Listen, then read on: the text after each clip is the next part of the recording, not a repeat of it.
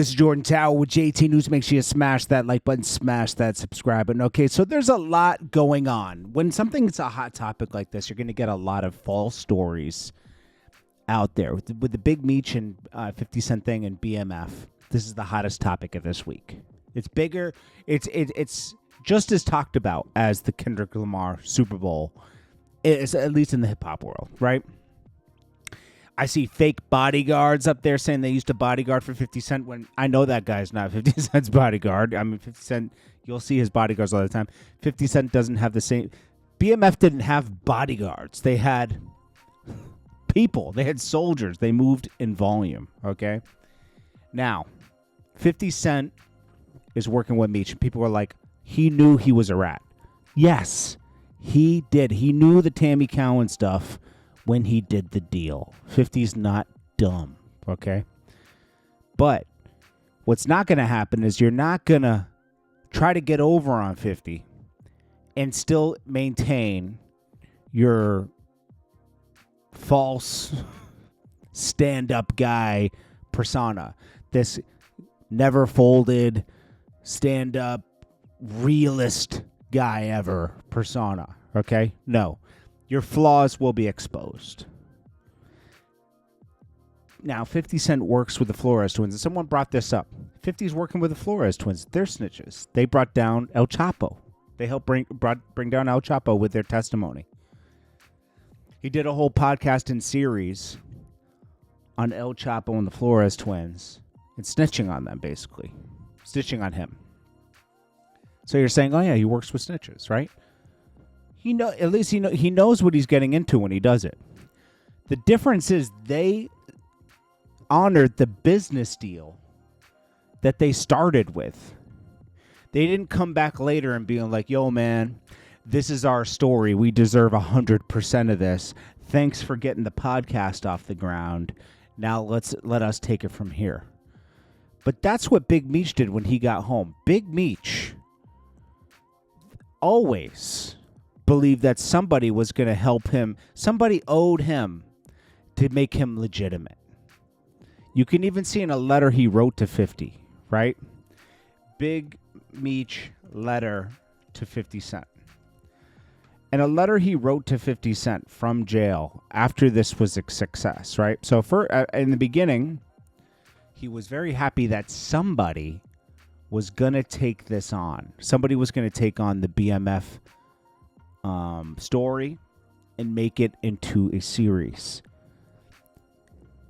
Think about this. Big Meech has been trying to do this since 2008. And guess what? Nobody wanted to do it. Okay? Now I have two letters here. Okay?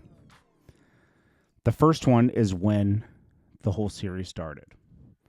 He was very thankful, right? And he let people know that he owns the rights. 50 wanted this, so people knew they did business together. 50 purchased the rights. Now, he can lose the rights if he didn't make it into a series within 4 years of having the rights. He would have lost the rights. So he said, first, I must say, Fifth, Randall, given the success of your past creative collaborations, meaning Power, on numerous feature films, particularly your television success of Power, I feel that the two of you, me and the perfect team to tell my story, he put quotes, I have no one's permission to do any type of film on BMF. I have given no one permission to do any type of film on BMF or Big Meech, especially since we've been in agreement and under contract for a little more than 2 years. Okay, so he's basically telling everything right here. And then he says, I would never give anyone permission on a blessing to any film that is considered being done without, without me. Hold on, I gotta blow it up because it was small. Okay, without me. I'm the only one that can tell the BMF Big Meech story to any person or persons trying to do a film. is 100% faking. Loyalty is not just a word, it's a lifestyle. Death before dishonor. The realist, Big Meech. Okay. Isn't that funny? So you can just tell in that letter, right, that he thinks he controls this, right? Yeah, you don't. You don't. You're not the only story that's amazing in drugs. You were a drug dealer, bro. A lot of people were, okay? And a lot of people made, like, there was a lot of stories that made it to the height you did. You guys just did it and involved hip-hop, and we saw it on DVDs. You saw the lifestyle, and it's what we saw in Harlem with AZ, Alpo, and Rich Porter on a different level. Okay? There's not much of a difference to anyone looking at it. It was just the 80s, and this was the 2000s, right? Even though you guys were cracking in the 80s, people didn't really notice you until 2000. So anyways, look what he says here. He says, it's almost like he's giving 50. No, you decided to do a deal with 50 Cent, a contract. You sold your life rights. You sold them. 50 Cent made the show and promised you it would be a success. A lot of shows fail. It was a success. And he used your son to play you. I mean, it doesn't get more real than that, right? Big Meech doesn't know anything about loyalty anymore. He doesn't know about the lifestyle loyalty because you know what? If he knew what loyalty was, he wouldn't have taken a picture with Rick Ross, who did nothing for him, didn't put any money in his pocket with that song. I think I'm Big Meech with the BMF song. No, but didn't put $1 in his pocket.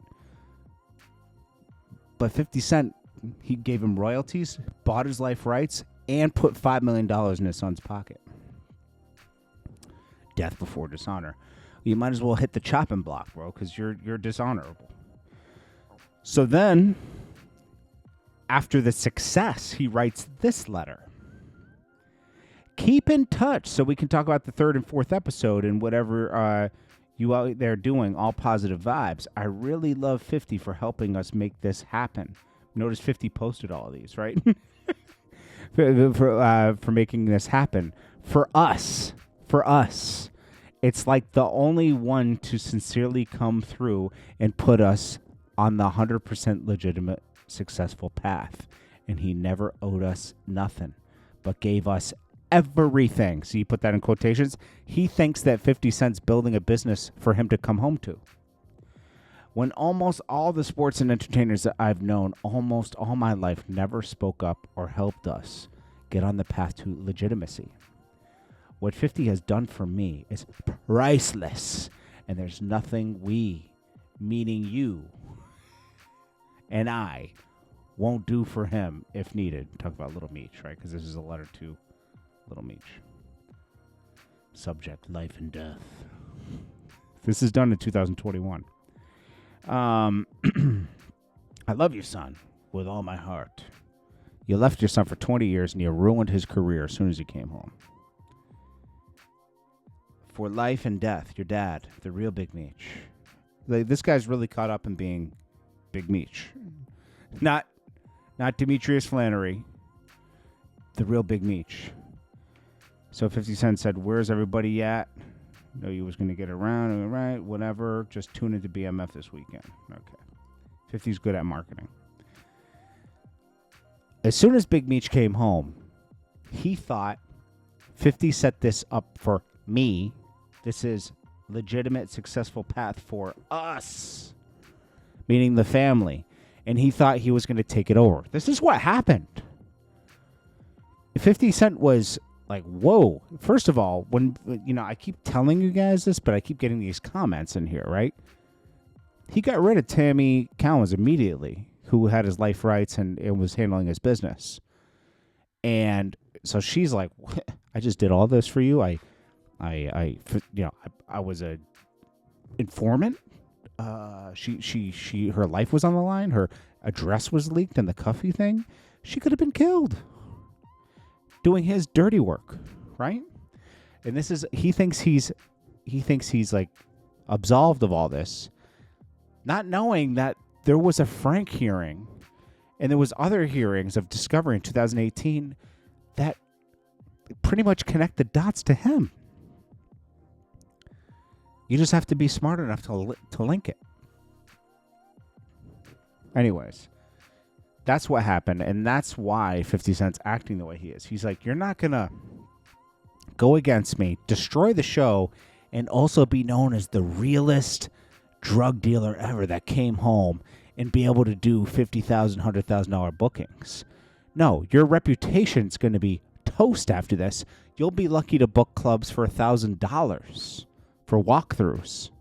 And that's what you're seeing happening here. And that's the difference between 50 Cent respects good business. He doesn't care if you snitched or not. This is a story that's being told. 50 Cent's not trying to do business just because you were a stand-up guy. Okay? That's not what he's doing. He is doing business. Okay? He's not in the streets. I don't understand why you guys... But we're doing a story about the streets. So he's not going to make you more famous than you've ever been, because Meech popularity was down. Everybody's always going to be attracted to a good story. But 50 Cent rebranded BMF and made it a hit show with a great team. It's not just 50 himself. He has a great team. And he's not going to let you just run off with that. And you can't. He owns your life rights, and he'll fight for it. Now, Southwest T never sold. I don't think Southwest T sold his life rights. I think because his story is being told, he gets something. But I don't think he never sold his life rights to 50, I don't think. I think that was more of a BMF thing, and it's told from the perspective of Big Meech. It's not told from the perspective of Southwest T, if you notice. So, that's what's going on with that. I just wanted to make that perfectly clear. This isn't about snitching or this, but 50 will tarnish your reputation if you would think you're just going to, come in and destroy everything. You already destroyed your son's career. This guy, Big Meech, is low down dirty, bro. To do this to your son? Screw 50 Cent, right? To your son? Who you disappeared on for 20 years? It shows everything about your character. Death before dishonor, my ass, bro. And all this. It's a lifestyle. Loyalty is a lifestyle. But be loyal to your son and stop being loyal to yourself. Your life is done, bro. You did 20 years in jail. Let your son have a life. Give your son a chance. You brought a son into this world, and you left him. Point blank, period. Nobody took you from him. You took yourself from him. You wanted to be all fly and flashy in Atlanta. And yes, it made for a good story, and we all love watching it and stuff. But, bro, the writing was on the wall. Everyone knew you were going to jail. Every Smack DVD we ever watched, everyone in the room knew you were going to jail. Like, it was just obvious, okay? Nobody can roll around with that many cars and that many houses and throw around that much money.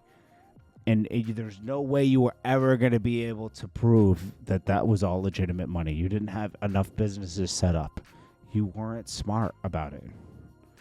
Having a little car rental business wasn't enough, okay?